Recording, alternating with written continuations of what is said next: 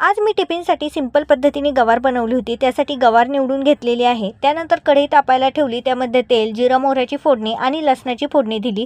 भरपूर लसूण टाकून घेतलेला आहे। त्यानंतर कांदा परतण्यासाठी टाकला। मऊसर कांदा झाल्यानंतर त्यामध्ये मसाला आणि हळद टाकून पुन्हा एकदा कांदा परतून घेतला। त्यानंतर निवडलेली गवार त्यामध्ये टाकून वाफेवर थोडंसं पाणी टाकून 10 मिनिटे शिजवून दिली आणि एकदम अशी सिंपल पद्धतीने ही गवार रेडी होत असते। त्यानंतर त्यामध्ये चवीनुसार मीठ टाकलं आणि छान परतून इथे गवार रेडी होती। आणि टिफिनसाठी मी कोथिंबीरीच्या वड्या देखील बनवलेल्या आहेत। ह्या वड्यांची रेसिपी तुम्हाला हवी असेल तर नक्की कमेंट करा। छान कोथिंबीरीच्या वड्या देखील तळून घेतल्या, कारण की टिफिनला असं चमचमीत असलं की खायला बरं वाटतं। साईड बाय साईड चपात्या देखील करून घेतलेल्या आहे आणि इथे मी वड्या तळायला घेतलेल्या आहेत। छान कुरकुरीत वड्या तळलेल्या आहेत। मला अगदी क्रिस्पी वड्या आवडतात। अशा पद्धतीने मी गवारीची भाजी आणि कोथिंबीरीची वडी असा टिफिन रेडी केला होता। तर आज मस्त असा टिफिन रेडी झालेला आहे। पुन्हा भेटूया नेक्स्ट व्हिडिओमध्ये। थँक्यू।